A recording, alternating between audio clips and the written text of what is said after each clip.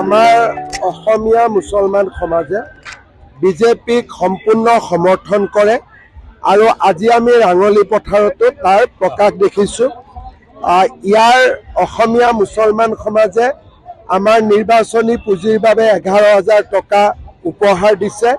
মই সকলোকে হৃদয়ৰ পৰা ধন্যবাদ জনাইছোঁ আৰু এইটো ৰমজানৰ মাহ, সকলোৱে ৰোজা ৰাখিছে, সকলোৱে যেন দোৱা কৰে আৰু সকলোৱে যেন আশীৰ্বাদ কৰে।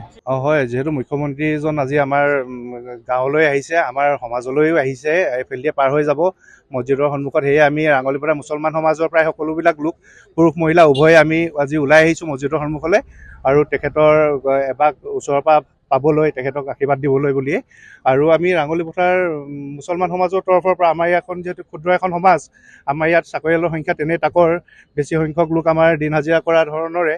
গতিকে আমি আমাৰ সামৰ্থ্য অনুযায়ী যোনে যেনেকৈ পাৰে, আমি আমাৰ নিজৰ সত্ৰৰ ঘৰৰ মানুহ আছোঁ আৰু এই সত্ৰৰ ঘৰৰ মানুহৰ মাজতে আমি তেওঁৰ বাবে যোনে যেনেকৈ পাৰোঁ 100 টকা 200 টকাকৈ তুলি 11,111 টকা আমি মুখ্যমন্ত্ৰীৰ নিৰ্বাচন পুঁজিলৈ বুলি আমি আশীৰ্বাদ স্বৰূপে তেখেতলৈ আগবঢ়াইছোঁ।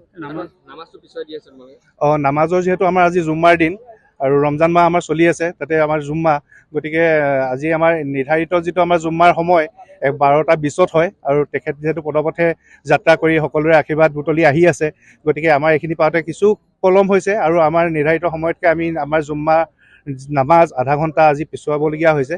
গতিকে এই কাৰ্যসূচী সম্পন্ন হোৱাৰ পাছতে আমি আমাৰ জুম্মাৰ নামাজ পঢ়িম আমি।